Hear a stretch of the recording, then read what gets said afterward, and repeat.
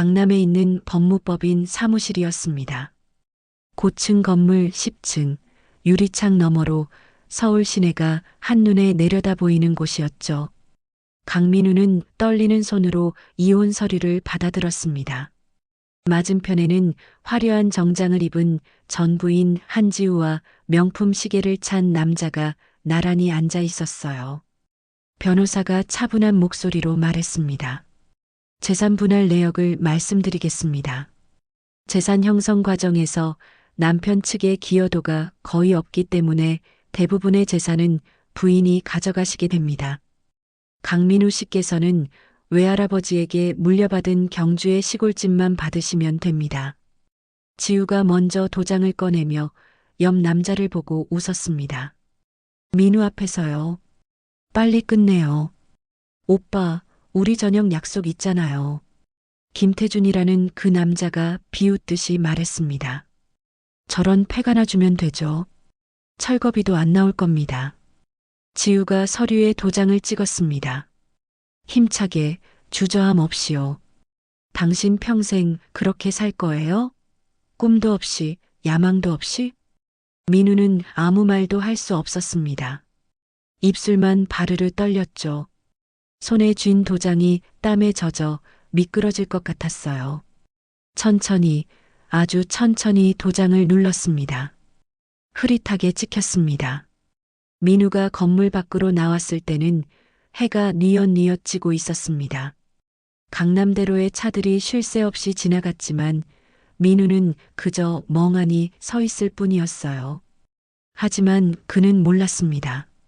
그 폐가라고 비웃었던 시골집, 사랑채, 마루판 아래 숨겨져 있던 수백억 원의 비밀을 말이죠. 이 놀라운 반전의 전체 이야기가 궁금하시다면 잠시만 구독 버튼을 눌러주세요. 무시당하고 버림받았던 평범한 사람들의 숨겨진 이야기를 매일같이 전해드리고 있습니다. 알림 설정까지 해두시면 새로운 이야기를 놓치지 않으실 수 있어요. 그럼 이제 시간을 돌려 민우의 이야기를 처음부터 들려드리겠습니다. 경주로 가는 고속버스 안에서 민우는 창밖만 바라보고 있었습니다. 손에는 집 열쇠 하나와 낡은 주소가 적힌 쪽지가 들려 있었죠. 외할아버지께서 돌아가신 지 벌써 10년이 넘었는데 그동안 한 번도 가보지 못했던 그 집이었습니다. 결혼하고 나서는 아내가 시골집 가는 것조차 탐탁지 않게 여겼거든요. 버스에서 내려 한참을 걸어 들어갔습니다. 좁은 골목길을 지나 언덕을 오르자 낡은 기와집이 나타났어요. 집은 민우가 상상했던 것보다 훨씬 더 참혹한 모습이었습니다. 담장은 군데군데 무너져 내렸고 마당에는 깨진 기와 조각들이 어지럽게 널려 있었어요. 녹슨 대문을 밀고 들어서니 잡초가 무릎까지 올라왔습니다. 오랫동안 사람 손길이 닿지 않은 곳이었죠. 하지만 희한하게도 마당 한켠에 줄지어 서 있는 장독대만은 비교적 깨끗한 상태였어요. 23개나 되는 장독들이 일렬로 서 있었는데 누군가 돌아가시기 전까지 정성스럽게 관리했던 흔적이 역력했습니다. 민우는 집 안으로 들어갔습니다. 안방도 건넌방도 부엌도 모두 먼지가 수북이 쌓여 있었죠. 벽지는 곳곳이 찢어져 있었고 천장에는 빗물이 샌 흔적이 있었습니다. 그리고 마당 건너편에 있는 사랑채로 걸어갔습니다. 외할아버지께서 평생 기거하시던 곳이라고 들었던 바로 그 사랑채였어요. 문을 열자 오래된 종이와 나무 냄새가 코를 찔렀습니다. 먼지가 햇빛에 반짝이며 춤을 추고 있었어요. 낡은 책상 하나, 이불장 하나, 그리고 서랍장이 덩그러니 놓여 있었습니다. 민우는 한참을 그 자리에 서서 사랑채 안을 바라봤습니다. 외할아버지께서 이곳에서 무엇을 하시며 사셨을까 문득 궁금해졌어요. 그때 옆집에서 누군가 나오는 기척이 들렸습니다. 나이 지긋한 남자 한 분이 반찬 그릇을 들고 오고 계셨어요. 김 선생님 손자구먼. 왔구나. 최영식 씨였습니다. 외할아버지를 오랫동안 모셨던 이웃이자 제자셨던 분이죠. 네, 어르신. 안녕하세요. 민우가 인사를 하자 최영식 씨는 민우를 위아래로 살펴보셨습니다. 나를 기억하진 못하겠지. 내가 어렸을 때 한두 번 본 게 다니까. 어서 들어오게나. 혼자 이 큰 집 어떻게 감당하려고. 최영식 씨는 민우를 안방으로 안내하셨습니다. 반찬 그릇을 내려놓으시며 말씀하셨어요. 선생님께서 참 특별한 분이셨어. 젊은 시절 나는 선생님께 많은 걸 배웠지. 역사도 삶도 그리고 무엇을 지켜야 하는지도 말이야. 외할아버지께서 뭘 지키신 건가요? 민우가 물었습니다. 최영식 씨는 잠시 먼 산을 바라보시다가 고개를 저으셨습니다. 그건 내가 함부로 말할 수 없어. 하지만 이 집 어딘가엔 선생님께서 평생을 바쳐 지키신 무언가가 있단다. 내가 찾아야 해. 무엇을요? 그건 나도 정확히는 몰라. 하지만 선생님께서 돌아가시기 전에 말씀하셨어. 언젠가 손자가 오면 알게 될 거라고. 그 아이라면 찾을 수 있을 거라고 하셨지. 최영식 씨는 그 말을 남기고 돌아가셨습니다. 민우는 혼자 안방에 남아 주변을 둘러봤어요. 낡은 집, 무너진 담장, 그리고 깨진 기와들. 이곳에 대체 무엇이 있다는 걸까요? 민우는 알 수 없었습니다. 그날 밤 민우는 사랑채에 이불을 펴고 누웠습니다. 안방은 너무 넓어서 쓸쓸한 느낌이 들었거든요. 창밖으로 달빛이 들어왔고 마당의 장독대가 희미하게 보였어요. 민우는 천장을 바라보며 생각했습니다. 앞으로 어떻게 살아야 할까? 교사도 그만뒀고 아내도 떠났고 이제 남은 건 이 낡은 집뿐이었습니다. 하지만 민우는 아직 몰랐습니다. 이 집이 자신의 인생을 완전히 바꿔놓을 거라는 것을, 그리고 자신이 잊고 있었던 능력이 곧 빛을 발하게 될 거라는 것을요. 민우는 그날부터 집을 조금씩 정리하기 시작했습니다.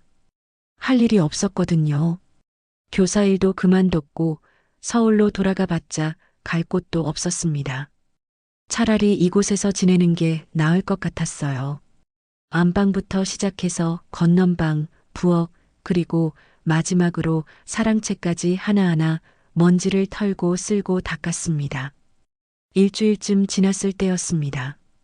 사랑채 구석에 있던 낡은 서랍장을 옮기려다 이상한 점을 발견했죠. 서랍장이 생각보다 무거웠어요.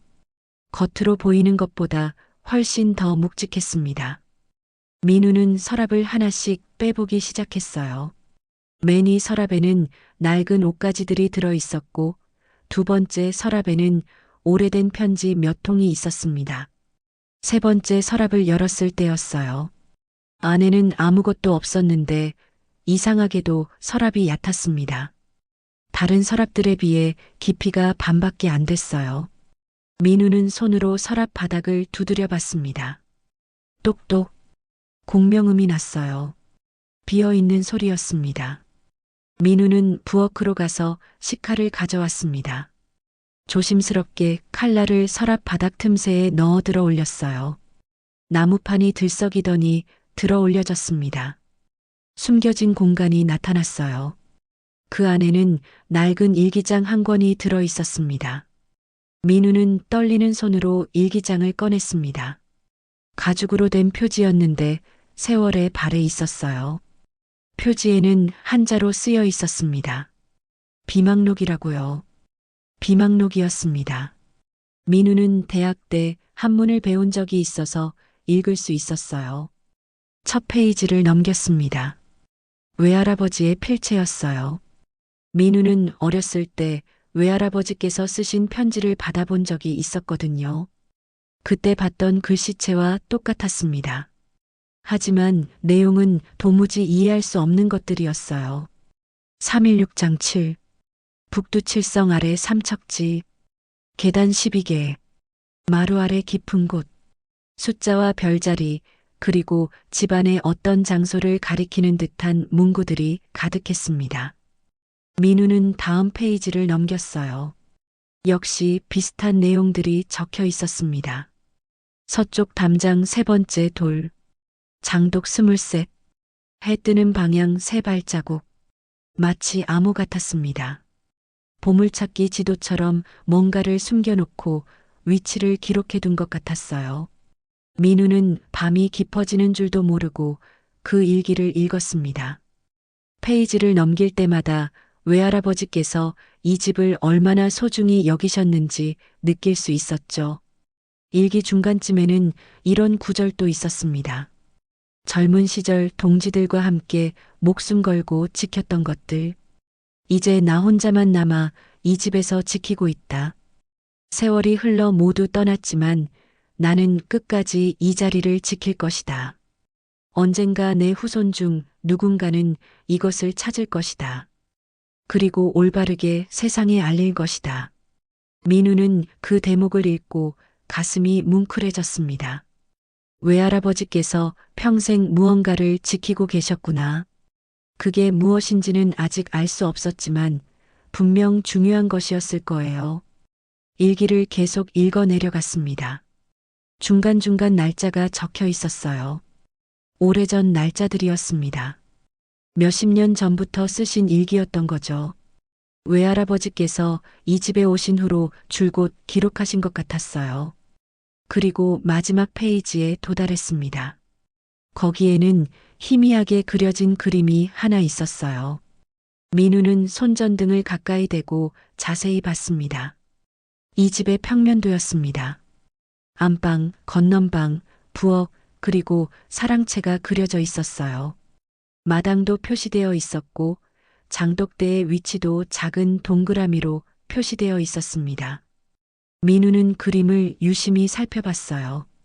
그런데 사랑채 부분에만 작은 별표 하나가 찍혀 있었습니다. 민우는 별표를 손가락으로 짚어봤습니다. 바로 이 사랑채, 자신이 지금 앉아 있는 이 방이었어요. 그렇다면 외할아버지께서 숨기신 것이 이 사랑채 어딘가에 있다는 뜻일까요? 민우는 일기장을 덮고 주변을 둘러봤습니다. 낡은 책상, 서랍장, 이불장, 평범한 사랑채였어요. 하지만 분명 뭔가 있을 거예요. 외할아버지께서 이렇게 자세히 기록해 두셨다면 말이죠. 그날 밤 민우는 잠을 이루지 못했습니다. 머릿속으로 계속 일기의 내용들이 맴돌았어요. 316장 7, 북두칠성 아래 삼척지, 계단 12개. 이게 대체 무슨 뜻일까요? 민우는 천장을 바라보며 생각에 잠겼습니다.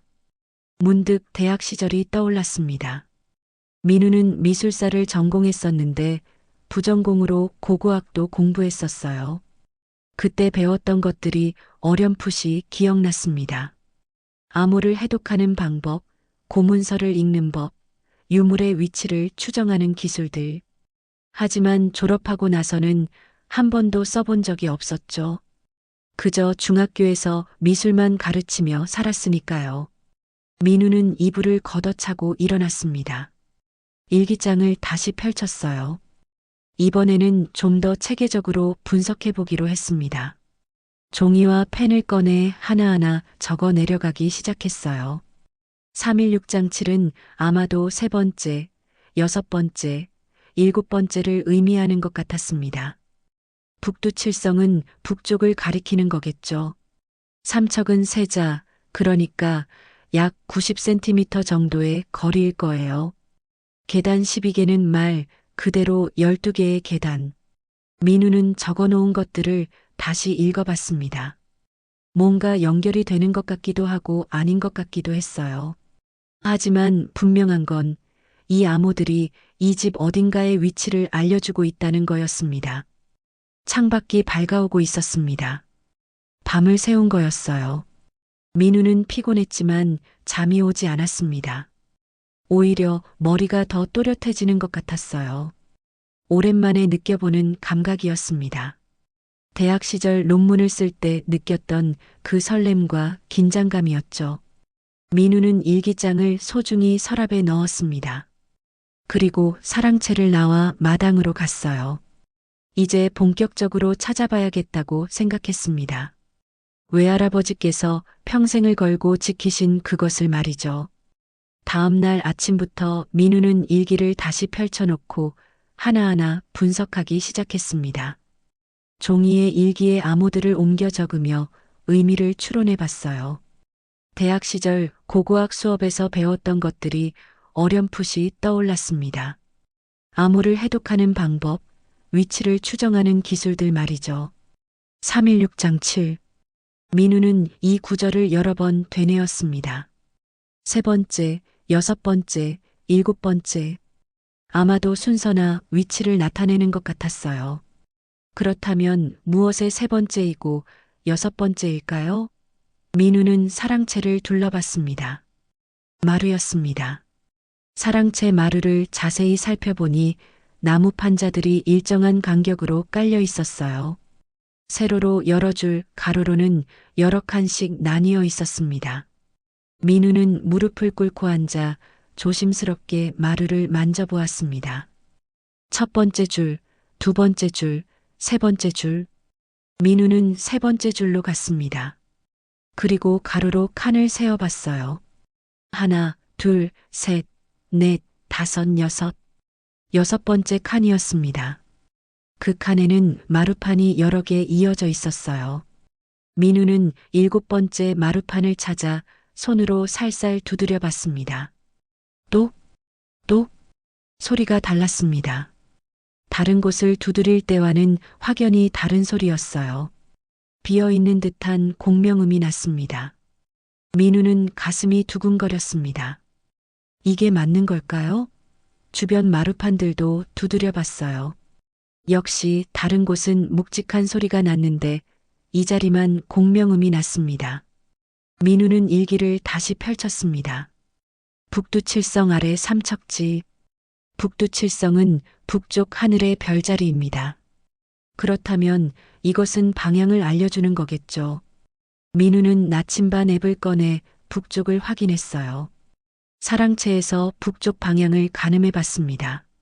아까 두드려 본 그 마루판이 정확히 북쪽 방향에 있었어요. 민우는 이제 확신이 들었습니다. 이게 맞아요. 외할아버지께서 남기신 암호가 바로 이 자리를 가리키는 거였습니다. 하지만 함부로 뜯어낼 수는 없었어요. 더 확실한 증거가 필요했습니다. 그때 민우의 휴대전화가 울렸습니다.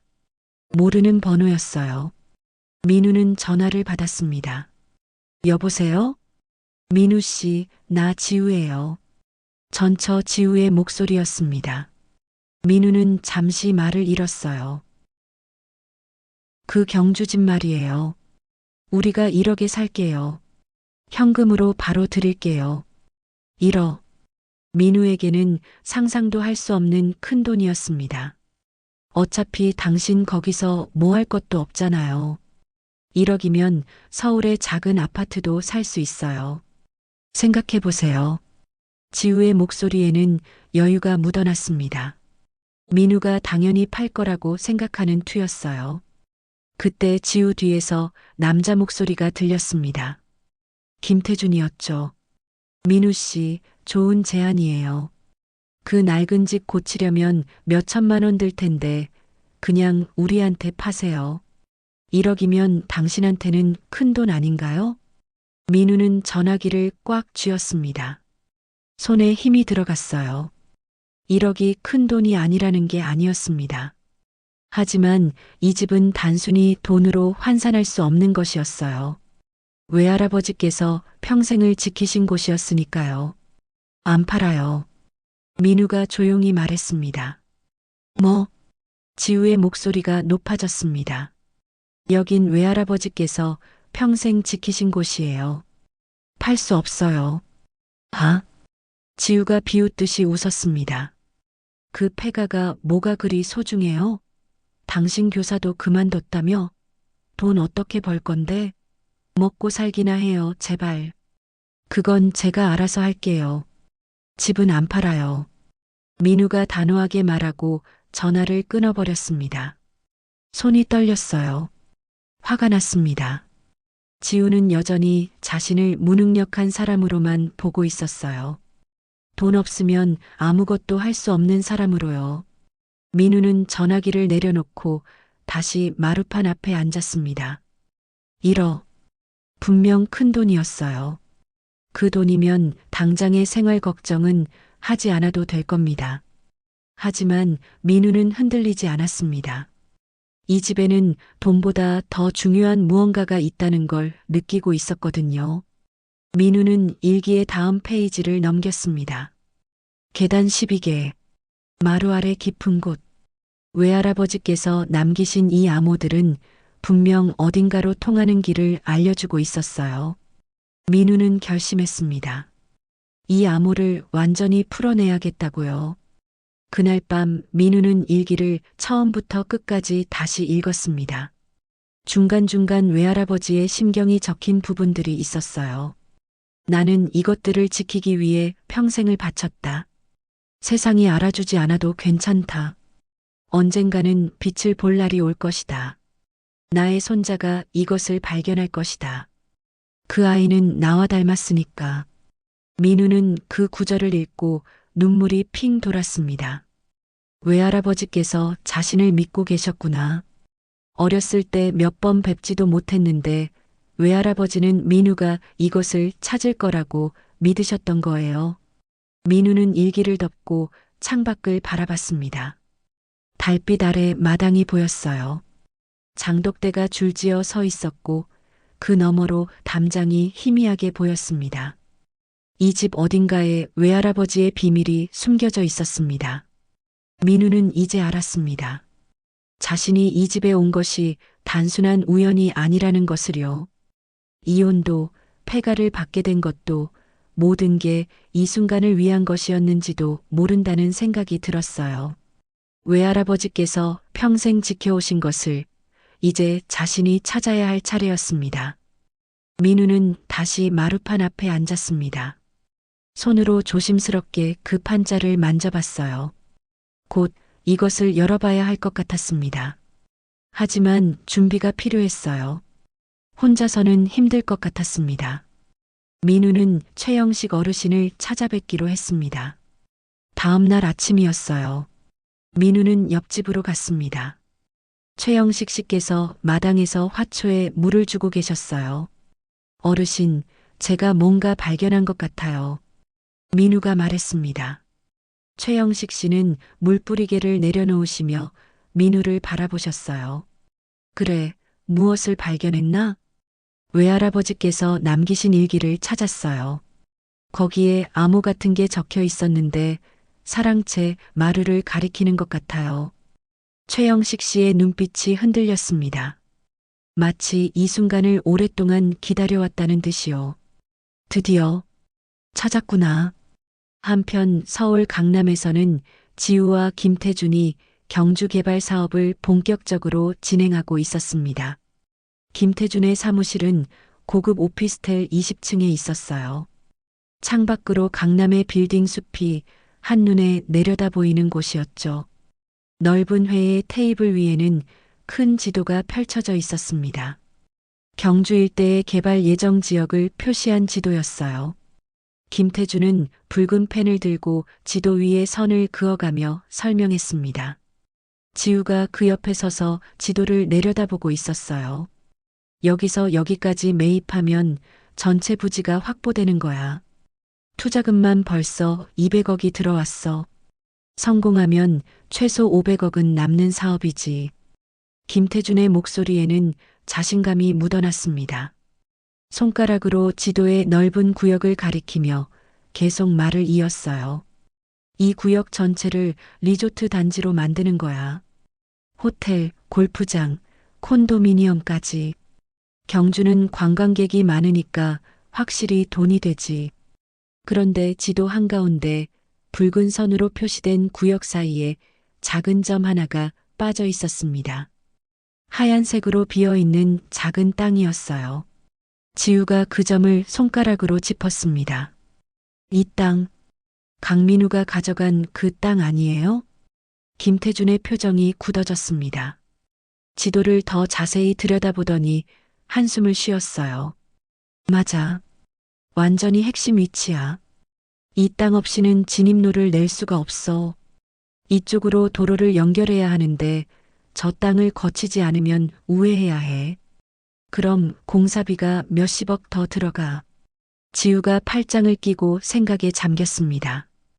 입술을 깨물며 지도를 계속 바라봤어요. 그럼 어떻게 해요? 투자자들한테 뭐라고 설명해요? 핵심 땅 하나 확보 못해서 사업이 지연된다고 할 건가요? 그래서 사야지. 그 땅 없으면 이 사업 자체가 불가능해. 지금 투자자들이 200억 넣었는데 저 땅 때문에 사업이 막히면 우리 둘 다 끝장이야. 김태준의 목소리에 조급함이 묻어났습니다. 사무실을 왔다 갔다 하며 생각했어요. 1억 준다고 했는데 안 판다고 했잖아요. 지우가 말했습니다. 그럼 더 올려야지. 얼마면 팔까? 그 인간 돈 없잖아. 교사 월급으로 살던 사람이야. 5억이면? 10억이면? 10억까지 주면 우리 이익이 줄어들어요. 그래도 사업이 무산되는 것보단 나아. 일단 저 땅만 확보하면 돼. 두 사람은 잠시 침묵했습니다. 지우가 창밖을 바라보며 생각에 잠겼어요. 민우의 얼굴이 떠올랐습니다. 이혼할 때 그렇게 무시하고 비웃었던 그 사람. 그런데 지금 그 사람이 쥐고 있는 땅 때문에 200억짜리 사업이 발목을 잡히고 있다니요. 제가 다시 전화해 볼게요. 이번엔 좀 더 설득력 있게. 지우가 말했습니다. 어떻게? 저 사람 약점을 공략해야죠. 돈 없고 직업 없고 앞으로 어떻게 살 건지 막막할 거예요. 그걸 건드리면 돼요. 김태준이 고개를 끄덕였습니다. 좋아. 이번 주 안으로 결론 내. 투자자들 미팅이 다음 주니까 그 전에 저 땅 확보했다고 보고해야 해. 지우는 핸드백에서 휴대전화를 꺼냈습니다. 민우의 번호를 찾아 화면을 바라봤어요. 전화를 걸려다가 멈췄습니다. 뭔가 다른 방법이 필요할 것 같았어요. 직접 가볼까요? 경주로. 지우가 말했습니다. 직접? 전화로는 안 될 것 같아요. 직접 만나서 압박하는 게 나을 것 같아요. 현금 다발이라도 보여주면서요. 김태준이 생각하는 표정을 지었습니다. 나쁘지 않네. 그래, 직접 가서 확실하게 마무리하자. 이번 주말에 같이 가. 한편 경주의 고택에서 민우는 여전히 일기를 연구하고 있었습니다. 최영식 어르신과 함께 사랑채에 앉아 일기의 내용들을 하나씩 짚어가며 의미를 파악하고 있었어요. 계단 12개라는 건 정말 계단이 있다는 뜻일까요? 민우가 물었습니다. 최영식 씨는 잠시 생각하시더니 천천히 대답하셨어요. 선생님께서 이 집을 지으실 때 뭔가 특별한 공간을 만드셨다는 이야기를 들은 적이 있어. 하지만 구체적으로 어디인지는 나도 몰라. 선생님 혼자만 아시는 비밀이었거든. 민우는 마루판을 다시 들여다봤습니다. 아까 두드려 봤을 때 다른 소리가 났던 그 자리였어요. 손으로 만져보니 판자 가장자리에 미세한 틈이 있었습니다. 이 마루판을 들어 올려봐야 할 것 같아요. 민우가 말했습니다. 최영식 씨가 고개를 끄덕이셨어요. 신중하게 해야 해. 오래된 집이라 함부로 건드리면 무너질 수도 있으니까. 네, 알겠습니다. 천천히 할게요. 민우는 공구함을 가져와 작은 드라이버를 꺼냈습니다. 마루판의 틈새를 조심스럽게 벌려보려 했어요. 하지만 쉽지 않았습니다. 수십 년 동안 그 자리에 있던 판자라 단단히 고정되어 있었거든요. 조금씩 하게, 급하게 하지 말고.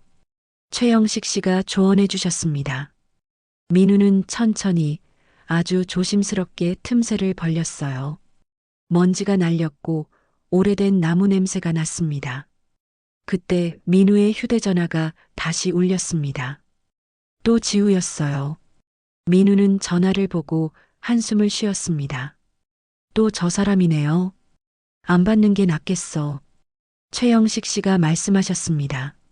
민우도 그게 나을 것 같았어요. 전화를 무시하고 다시 마루판에 집중했습니다. 전화벨이 계속 울렸지만 민우는 받지 않았습니다. 결국 전화가 끊어졌어요. 하지만 잠시 후 문자가 왔습니다. 이번 주말에 직접 찾아갈게요. 제대로 이야기합시다. 민우는 문자를 읽고 한숨을 쉬었습니다. 지우가 직접 온다니요. 또 무슨 말을 하려고 오는 걸까요?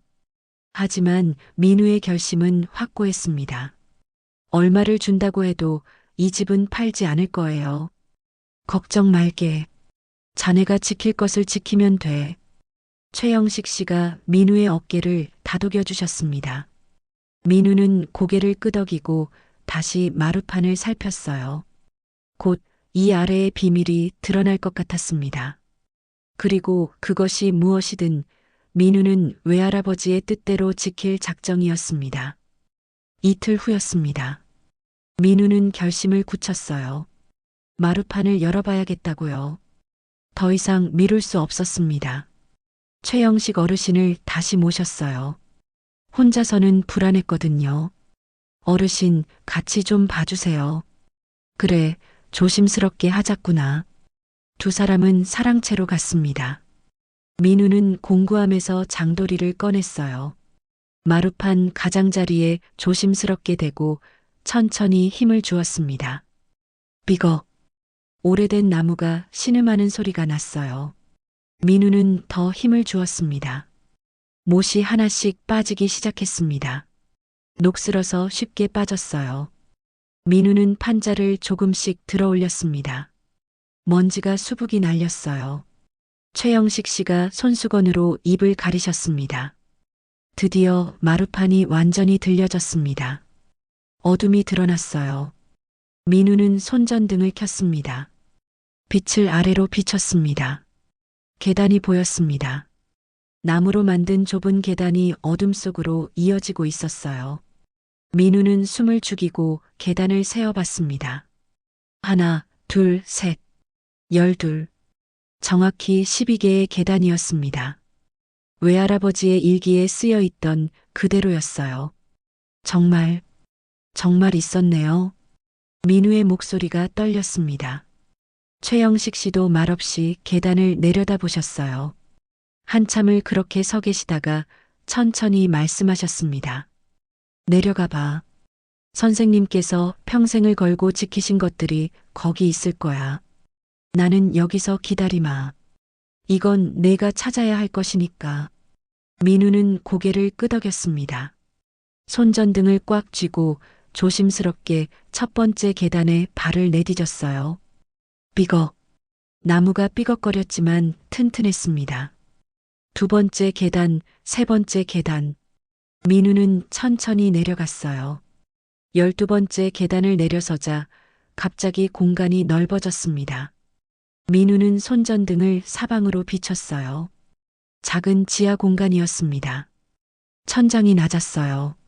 민우가 서면 머리가 닿을 것 같았습니다.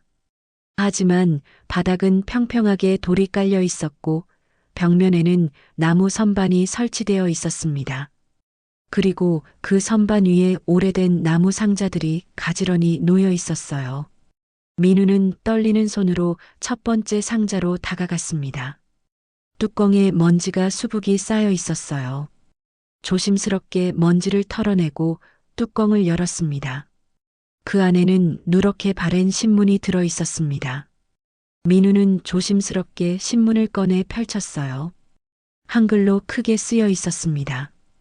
독립신문이라고요. 민우는 숨이 멎는 듯 했습니다. 손이 떨렸어요. 이건 진짜 독립신문이었습니다. 일제시대 때 발행되던 그 신문이요. 두 번째 상자를 열었습니다. 한글로 쓰인 문서들이 가지런히 쌓여 있었어요. 민우는 대학 시절 배웠던 지식을 총동원해서 그 문서들을 살펴봤습니다. 손전등 빛 아래서 첫 장을 읽기 시작했어요. 그 순간이었습니다. 민우의 머릿속에서 뭔가가 폭발하듯 터져 나왔습니다. 대학 시절 배웠던 모든 것들이 한꺼번에 되살아났어요.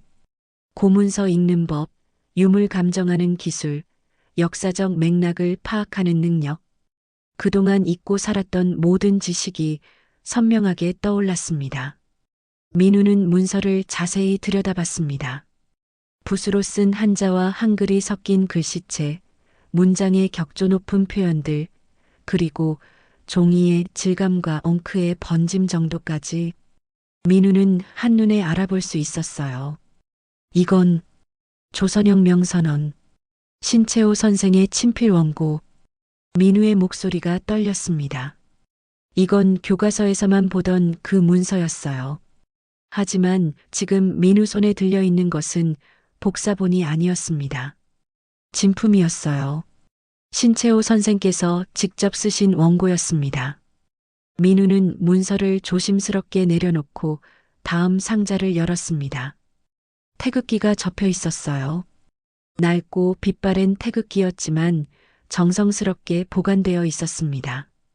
민우는 태극기를 만지지 않고 그대로 뒀어요. 함부로 만지면 손상될 수 있었거든요. 네 번째 상자를 열자 민우는 완전히 말을 잃었습니다. 대한민국 임시정부라는 인장이 찍힌 문서들이 빼곡히 들어 있었어요. 독립채권, 임명장, 공문서들. 민우는 하나하나 살펴봤습니다. 이때 민우는 깨달았습니다. 자신이 지금까지 무엇을 해왔는지를요. 중학교에서 미술이나 가르치며 무능력하게 살아왔다고 생각했지만 사실은 아니었어요. 대학에서 배운 모든 것들이 바로 이 순간을 위한 것이었습니다. 민우는 문서들을 분석하기 시작했습니다. 발행 날짜, 인장의 형태, 종이의 재질, 잉크의 성분까지 대학 시절 고고학 수업에서 배웠던 감정 기법을 하나하나 적용했어요. 그러자 문서들의 진위가 명확히 보였습니다. 모두 진품이에요. 전부 다. 민우가 중얼거렸습니다. 다섯 번째 상자에는 편지들이 있었어요. 민우는 그중 하나를 꺼내 읽기 시작했습니다. 붓글씨로 정성스럽게 쓰인 편지였어요. 백범 김구 선생이. 친필 편지. 민우는 그 자리에 주저앉았습니다. 다리에 힘이 풀렸어요. 이 모든 것이 현실이라는 게 믿기지 않았습니다. 외할아버지께서 평생을 걸고 지키신 것이 바로 이것들이었어요. 독립운동의 역사를 증명하는 귀중한 자료들이었습니다. 민우는 한참을 그 자리에 앉아 있었습니다. 손전등을 들고 주변을 천천히 비춰봤어요. 상자가 모두 7개 있었습니다. 아직 3개가 더 남아 있었어요. 여섯 번째 상자에는 사진들이 들어 있었습니다. 흑백 사진들이었어요. 젊은 시절 외할아버지의 모습도 보였습니다. 여러 사람들과 함께 찍은 단체 사진이었어요. 뒤에 태극기가 걸려 있었습니다. 7번째 상자는 가장 작았습니다. 민우는 조심스럽게 뚜껑을 열었어요. 그 안에는 편지 한 통이 들어 있었습니다. 봉투에 쓰여 있었어요. 손자 민우에게. 민우는 숨을 멈췄습니다. 외할아버지께서 자신에게 남기신 편지였어요.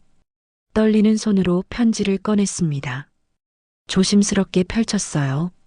민우야, 내가 이 글을 읽고 있다면 이미 모든 것을 발견했겠구나. 민우의 눈에 눈물이 고였습니다. 외할아버지의 필체였어요. 민우는 손전등을 가까이 대고 편지를 천천히 읽기 시작했습니다. 그리고 그 내용을 읽으면서 민우는 알게 되었습니다. 외할아버지께서 얼마나 큰 사명을 지고 사셨는지를, 그리고 그 사명을 이제 자신이 이어받아야 한다는 것을요. 민우는 편지를 천천히 읽어 내려갔습니다. 외할아버지의 글씨가 손전등빛 아래 또렷이 보였어요. 민우야, 내가 이 글을 읽고 있다면 이미 모든 것을 발견했겠구나. 할아버지가 바라던 대로 말이다. 이 자료들은 할아버지 혼자만의 것이 아니야. 조국의 독립을 위해 목숨을 바쳤던 수많은 분들의 피와 땀이 담긴 것들이지. 할아버지는 젊은 시절 상해 임시정부에서 활동했단다. 해방이 되고 나서 이곳으로 돌아왔지만 이 자료들을 세상에 내놓을 수가 없었어. 아직 시기가 아니었거든. 하지만 이제는 때가 됐어. 내가 찾았다는 것 자체가 하늘의 뜻이라고 할아버지는 믿는다. 민우는 편지를 읽으며 눈물을 흘렸습니다. 외할아버지께서 독립운동가이셨다니요. 평생 이 작은 시골집에서 조용히 사셨던 그분이 사실은 나라를 위해 목숨 걸고 싸우셨던 분이었습니다. 민우야, 부디 이것들을 욕심내지 말거라. 개인의 부를 위한 것이 아니라 우리 후손들이 역사를 배우고 기억하기 위한 것이란다. 세상에 내놓거라. 박물관이든 기념관이든 후세 사람들이 볼 수 있는 곳에 말이야. 그것이 할아버지와 할아버지의 동지들이 목숨 걸고 지켜낸 이유란다. 사랑한다, 민우야. 민우는 편지를 가슴에 안았습니다. 한참을 그렇게 앉아 있다가 천천히 계단을 올라왔어요. 최영식 어르신이 위에서 기다리고 계셨습니다. 다 찾았나? 네. 모두 찾았어요. 민우의 목소리가 떨렸습니다. 최영식 씨는 민우의 얼굴을 보시고는 조용히 말씀하셨어요. 선생님께서 독립운동 가셨다는 걸 이제 알았구나. 어르신은 알고 계셨어요? 그럼 젊은 시절 나는 선생님께 역사를 배웠어. 해방 직후 혼란스러운 시기였지만 선생님은 우리에게 올바른 역사를 가르쳐 주셨지.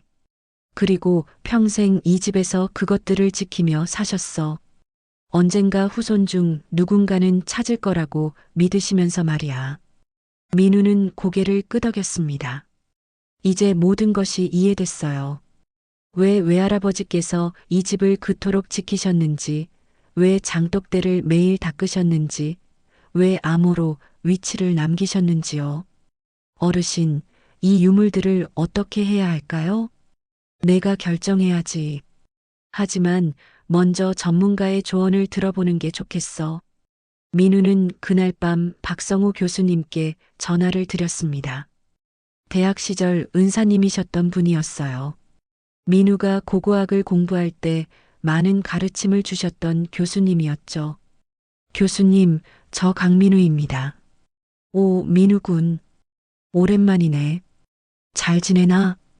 교수님, 제가 뭔가 발견한 것 같습니다. 독립운동 관련 유물인 것 같은데 직접 보셔야 할 것 같아요. 전화 너머로 교수님의 목소리가 진지해졌습니다. 무슨 유물인데? 신채호 선생의 조선혁명 선언 친필 원고, 임시정부 문서들, 김구 선생 친필 편지 등입니다. 제 외할아버지께서 평생 지키셨던 것들이에요. 잠시 침묵이 흘렀습니다. 교수님이 천천히 말씀하셨어요. 그게 정말이라면 엄청난 발견일세. 내일 당장 내려가겠네. 다음 날 오후 박성호 교수님이 경주로 오셨습니다. 민우는 교수님을 사랑채로 안내했어요. 마루판을 들어 올리고 12계단을 가리켰습니다. 여기 아래 지하 공간이 있습니다. 교수님은 놀란 표정으로 계단을 내려다보셨어요. 민우가 먼저 내려가고 교수님이 따라 내려오셨습니다. 지하 공간에서 민우는 상자들을 하나씩 열어 보여드렸어요. 교수님은 첫 번째 상자를 보시는 순간 말을 잃으셨습니다. 조선혁명 선언 원고를 조심스럽게 들어 올리시더니 손전등 빛에 비춰 자세히 살펴보셨어요. 한 장 한 장 넘기시면서 숨을 죽이고 계셨습니다. 이건 정말 진품일세. 교수님의 목소리가 떨렸습니다. 확실하세요? 내가 이 분야를 40년 넘게 연구했네. 이건 틀림없는 진품이야. 필체, 종이의 질감, 잉크의 번짐, 모든 게 일치해. 민우는 다른 상자들도 보여드렸습니다. 임시정부 문서, 독립채권, 김구 선생 편지. 교수님은 하나하나 확인하시며 계속 고개를 끄덕이셨어요. 민우군, 자네 이게 무슨 의미인지 아나? 역사적으로 중요한 자료들이라는 건 알겠습니다. 중요한 정도가 아니야. 이건 국보급 유물들일세. 특히 조선혁 명선원 친필 원고는 그동안 존재만 알려졌지 실물은 발견되지 않았던 거야. 이걸 찾았다는 것만으로도 역사학계가 발칵 뒤집힐 거네. 민우는 숨을 깊이 들이쉬었습니다. 가치는 얼마나 될까요? 교수님은 잠시 생각하시더니 조심스럽게 말씀하셨어요. 금전적 가치로 환산하기는 어렵지만 보수적으로 잡아도 최소 수백억 원은 될 걸세. 어떤 것들은 돈으로 환산할 수 없는 역사적 가치를 지니고 있고 수백억 원. 민우는 잠시 멍해졌습니다. 지우가 1억에 사겠다고 했던 이 집에 수백억 원짜리 유물이 숨겨져 있었다니요. 민우군, 자네는 이것들을 어떻게 할 생각인가? 교수님이 물으셨습니다. 민우는 외할아버지의 편지를 꺼내 교수님께 보여드렸어요. 교수님은 편지를 읽으시고는 고개를 끄덕이셨습니다. 훌륭하신 분이었네. 자네 외할아버지께서는 교수님, 저는 외할아버지 뜻대로 하고 싶습니다. 이것들을 세상에 내놓고 싶어요. 팔지 않고? 네. 기증하고 싶습니다. 독립기념관이든 국립박물관이든 사람들이 볼 수 있는 곳에요. 박성우 교수님은 민우의 손을 꽉 잡으셨습니다. 잘 생각했네. 정말 잘 생각했어. 자네 외할아버지께서 자랑스러워 하실 거야. 한 달이 지났습니다. 박성우 교수님의 도움으로 민우는 독립기념관과 국립박물관의 유물 기증 절차를 밟기 시작했어요. 문화재청에서 전문가들이 내려와 일주일 동안 유물들을 조사했습니다. 결과는 예상대로였어요. 모든 유물이 진품으로 확인됐고 국보급 가치를 지니고 있다는 평가를 받았습니다. 기증식은 독립기념관에서 열렸습니다. 간단한 행사였지만 언론의 관심이 뜨거웠어요. 민우는 떨리는 손으로 기증 증서를 받았습니다.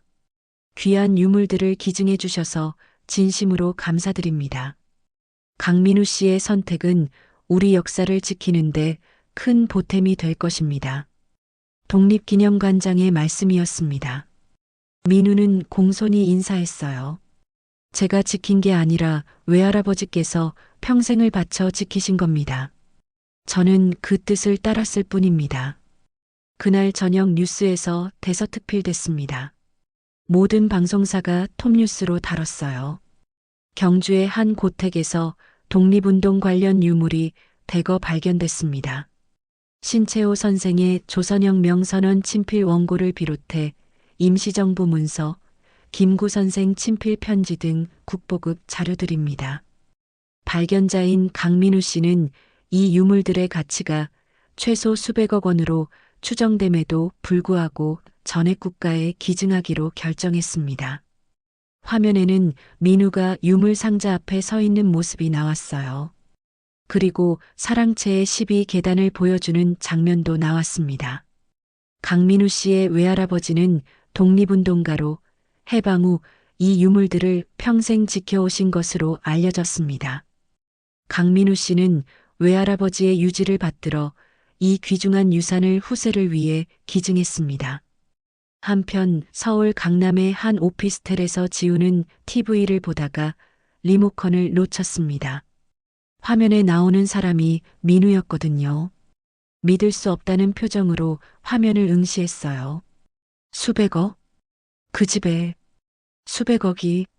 손이 덜덜 떨렸습니다. 자신이 1억에 사려고 했던 그 집에, 자신이 폐가라고 비웃었던 그 집에 수백억 원짜리 유물이 숨겨져 있었다니요. 급하게 김태준에게 전화를 걸었습니다. 여보세요? 오빠 뉴스 봤어요? 뭔데? 민우 씨 집에서 수백억짜리 유물이 나왔대요. 독립운동 유물이래요. 전화 너머로 김태준이 당황하는 소리가 들렸습니다. 뭐? 지금 뭐라고 했어? 경주 그 집이요. 우리가 1억에 사려고 했던 그 집에 수백억짜리 유물이 있었대요. 잠시 침묵이 흘렀습니다. 김태준이 급하게 말했어요. 지금 당장 TV 켜봐. 몇 번 채널? 9시 뉴스요. 모든 채널에서 다 나오고 있어요. 지우는 채널을 돌렸습니다. 정말로 모든 뉴스에서 같은 내용을 보도하고 있었어요. 경주고택, 독립운동 유물, 수백억 원 가치, 전액 기증. 그리고요. 지우가 떨리는 목소리로 말을 이었습니다. 그 집이 문화재로 지정됐대요. 독립운동 기념 고택으로요. 뭐? 김태준의 목소리가 높아졌습니다. 문화재로 지정되면 개발이 불가능하잖아. 그러니까요. 우리 사업은 망했어. 완전히 망했어. 김태준이 소리를 질렀습니다. 전화가 끊어졌어요. 지우는 멍하니 휴대전화를 내려다봤습니다. 다음 날 아침 신문에는 더 자세한 기사가 실렸습니다. 유물의 역사적 가치, 민우의 기증 결정, 그리고 고택의 문화재 지정 소식까지. 지우는 신문을 펼쳐들고 한참을 읽었어요.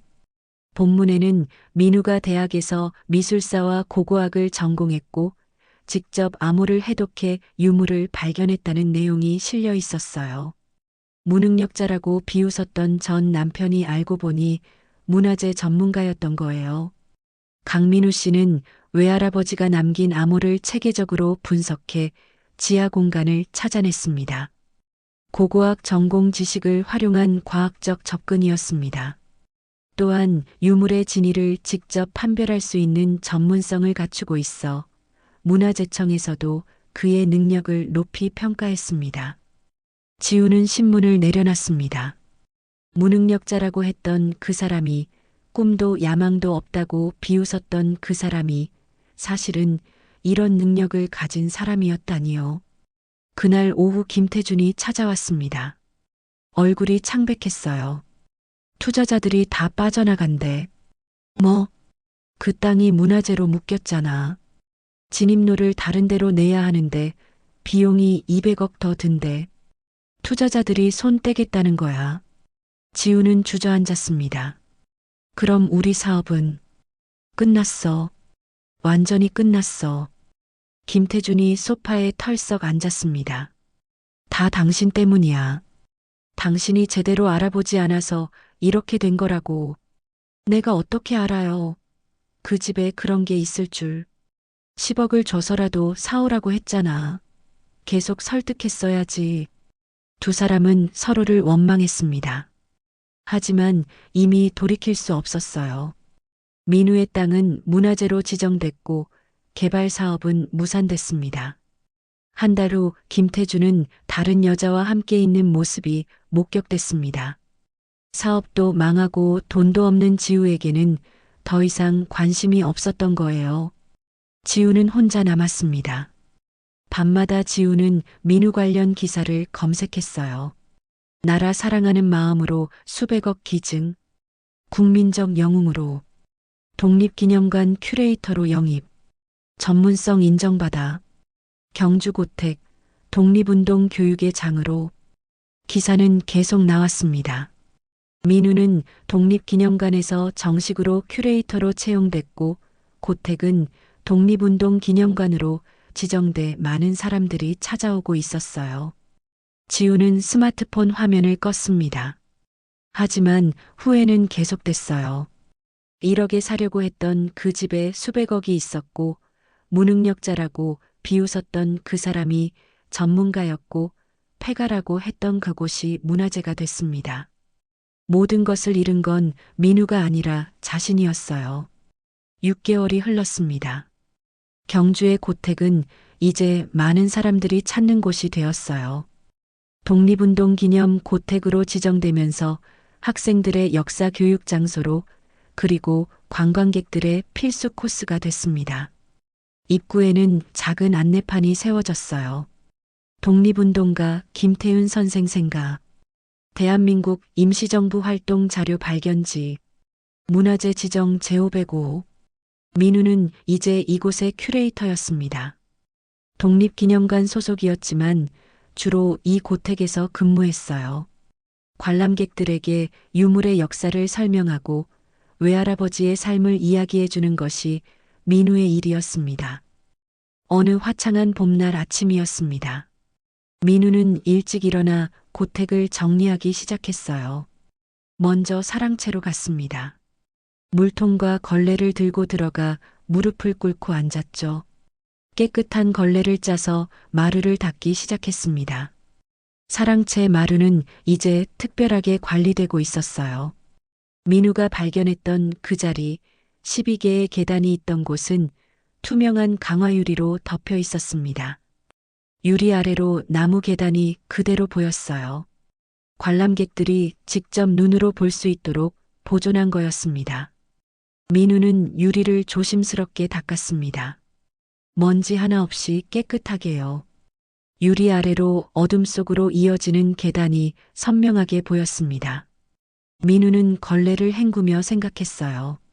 외할아버지께서 평생 지키셨던 그 공간이 이제는 많은 사람들에게 역사를 가르쳐 주고 있다고요.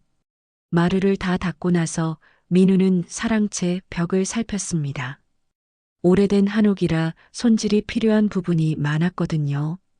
벽지가 조금 떨어진 곳은 풀칠을 다시 했고 창호지가 찢어진 곳은 새 종이로 갈아붙였습니다. 하나하나 정성을 다해 손질했어요. 역시 아침부터 부지런하구먼. 최영식 어르신이 마당으로 들어오셨습니다. 요즘도 거의 매일 들르셨어요. 민우를 돕기도 하시고 방문객들에게 옛날 이야기를 들려주시기도 했습니다. 어르신, 안녕하세요. 일찍 오셨네요. 오늘 초등학생들 단체로 온다고 하지 않았나? 미리 준비해야지. 민우는 고개를 끄덕였습니다. 오늘은 인근 초등학교 학생들이 역사체험 학습으로 방문하는 날이었어요. 마루 유리 닦느라 고생이 많구나. 최영식 씨가 사랑채를 들여다보시며 말씀하셨습니다. 아니에요. 이게 제 일이니까요. 외할아버지께서 평생 이 집을 지키셨던 것처럼 저도 이제 이곳을 지키는 사람이 됐잖아요. 그래. 선생님께서 참 좋아하시겠구나. 최영식 씨의 눈가가 촉촉해졌습니다. 네. 그러길 바라요. 오전 10시쯤 학생들이 도착했습니다. 20명 남짓 아이들이 담임 선생님과 함께 마당으로 들어왔습니다. 여기가 독립운동가 할아버지가 사셨던 집이에요. 민우가 아이들에게 말했습니다. 아이들은 신기한 듯 고택을 둘러봤어요. 사랑채로 와볼까요? 여기 특별한 게 있답니다. 민우는 아이들을 사랑채로 안내했습니다. 아이들이 마루에 올라서자 투명한 유리 바닥을 보고 깜짝 놀랐어요. 우와, 계단이다. 진짜 아래로 계단이 있어요. 아이들이 유리 위에 엎드려 아래를 들여다봤습니다. 12개의 나무 계단이 어둠 속으로 이어지는 게 보였어요. 이 계단 아래 지하 공간에 독립운동 자료들이 숨겨져 있었어요. 우리나라의 독립을 위해 싸우셨던 분들의 소중한 기록들이죠. 민우가 설명했습니다. 아이들은 숨을 죽이고 들었어요. 이 자료들을 할아버지께서 평생 지키셨습니다. 왜 그러셨을까요? 한 아이가 손을 들었습니다. 우리나라 역사를 잊지 말라고요. 맞아요. 우리가 어떻게 독립을 했는지, 얼마나 많은 분들이 희생하셨는지 기억하라는 거예요. 아이들이 고개를 끄덕였습니다. 민우는 계속 설명했어요. 신채호 선생 이야기, 김구 선생 이야기, 임시정부 이야기. 아이들은 눈을 반짝이며 들었습니다. 지금 그 자료들은 어디 있어요? 한 아이가 물었습니다. 독립기념관과 국립박물관에 있어요. 여러분도 나중에 가면 볼 수 있답니다. 민우는 아이들에게 사진 자료도 보여주고 외할아버지의 이야기도 들려줬어요. 아이들은 질문도 많이 했고 열심히 메모도 했습니다. 오후가 되어 학생들이 돌아갈 때쯤이었습니다. 한 아이가 민우에게 다가왔어요. 아저씨, 저도 나중에 이런 일 할 수 있어요? 물론이지. 역사를 사랑하는 마음만 있으면 돼. 아이가 환하게 웃으며 돌아갔습니다. 민우는 그 모습을 보며 흐뭇하게 웃었어요. 학생들이 떠나고 나자 다시 고택은 조용해졌습니다. 민우는 사랑채로 돌아가 다시 한번 마루를 정리했어요. 걸레로 유리를 닦으며 아래를 내려다봤습니다. 12개의 계단이 또렷이 보였어요. 저녁 무렵 민우는 마당에 앉아 고택을 바라봤습니다. 석양이 기와 지붕을 붉게 물들이고 있었어요. 마당 한켠의 장독대도 햇살을 받아 반짝이고 있었습니다. 민우는 생각했습니다. 6개월 전 자신은 모든 것을 잃은 사람이라고 생각했었죠. 직업도 아내도 미래도 없는 사람이라고요. 하지만 지금은 알았습니다. 그때 잃은 것들은 원래 자신의 것이 아니었다는 것을요. 진짜 자신의 것은 바로 이것이었습니다. 외할아버지께서 물려주신 사명, 역사를 지키는 일, 그리고 후손들에게 올바른 역사를 전하는 일. 이것이 민우가 평생 해야 할 일이었어요. 최영식 어르신이 옆집에서 나오셨습니다. 민우에게 손을 흔드시며 말씀하셨어요. 내일 또 보자꾸나. 네, 어르신. 편히 쉬세요. 민우는 인사를 하고 다시 사랑채를 바라봤습니다. 유리로 덮인 마루가 저녁 햇살에 반짝이고 있었어요. 그 아래로 12개의 계단이 역사 속으로 이어지고 있었습니다. 민우는 조용히 웃었습니다. 이제 자신도 외할아버지처럼 이곳을 지키는 사람이 됐습니다. 그리고 그 일이 세상 그 무엇보다 값진 일이라는 것을 알았어요. 여러분, 오늘의 이야기 어떠셨나요? 돈보다 더 소중한 가치를 지켜낸 민우의 결단이 여러분의 마음에 작은 울림이 되었기를 바라며, 혹시 비슷한 경험이 있으시거나 하고 싶은 말씀이 있다면 댓글로 나누어 주시기 바랍니다. 다음 이야기도 기대해 주시고 좋아요와 구독으로 함께 해주시면 감사하겠습니다. 내일도 여러분 곁에 또 다른 감동적인 이야기로 찾아뵙겠습니다.